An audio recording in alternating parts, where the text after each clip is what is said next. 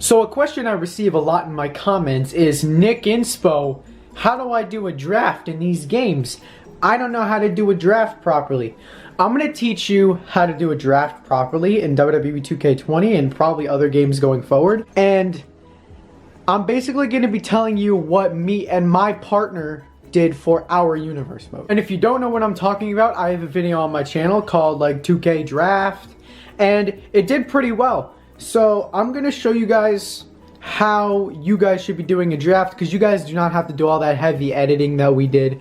I'm going to show you guys how to do it, whether you're a YouTuber or not. Quick disclaimer. There is no in-game draft method. There is no in-game draft method that you can use. There is no option in any of your shows that says do a draft.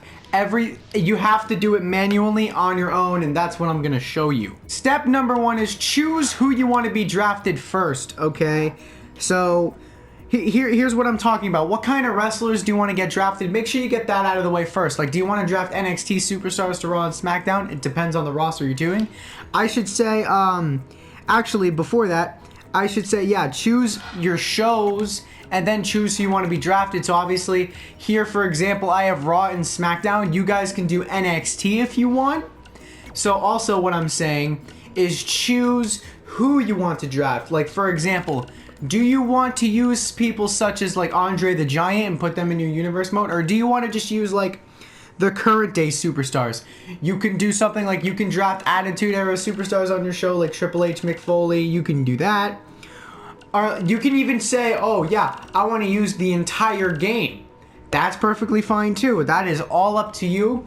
My personal advice, doesn't matter. Do whatever the hell you want. On my universe mode, we're drafting mostly current day superstars though. You should have your shows decided and your superstars picked out now, then who you want to draft.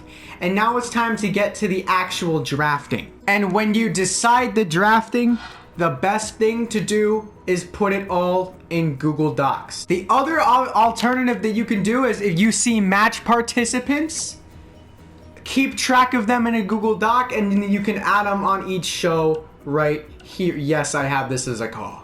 On Google Docs, this is what I have it looking like. I have my GM, my champions list, and then my roster is linked over here. Females. I even labeled them as face and heel, and whether or not I was going to use them in 2K20 or 2K19. This is probably the most organized list of a roster that you possibly can have, and these are technically my ideas. I even have a key here. The next thing that you guys are going to need to do is actually start your drafting Google Docs or whatever match participants, doesn't matter. In this particular example of this Raw and SmackDown, the rosters are the same, but I'm going to tell you what me and Kobe did when we did it. We organized different championships on each show. These are obviously all the same, but obviously you get the picture.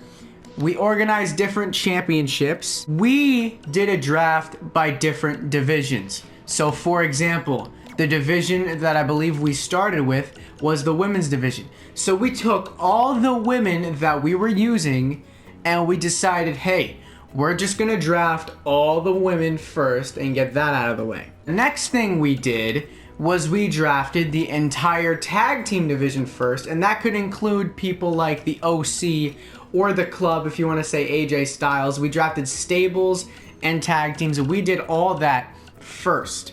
And then after that is when we drafted just a bunch of individual superstars. Now, you guys don't have to do it like that, but that is definitely something that made it easier for both of us.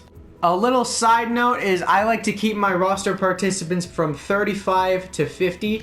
However, if you're going to do like shorter shows, your shows do not nearly need to be that big. And once your draft is done, put them in the Google document, and you obviously have them in the match participants as well. Obviously from there is when you book your show, get all your plans ready and all your ideas for your perfect universe mode. Oh my god, Otis! Oh shit!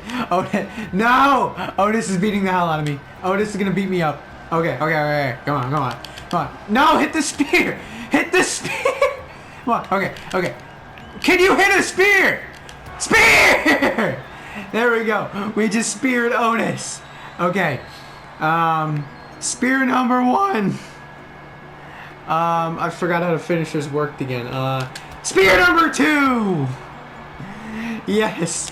Okay. This is my SmackDown Live. This is for a #1 draft pick. Spear number 3! Come on. It's over. Speared Otis a total of 3 times.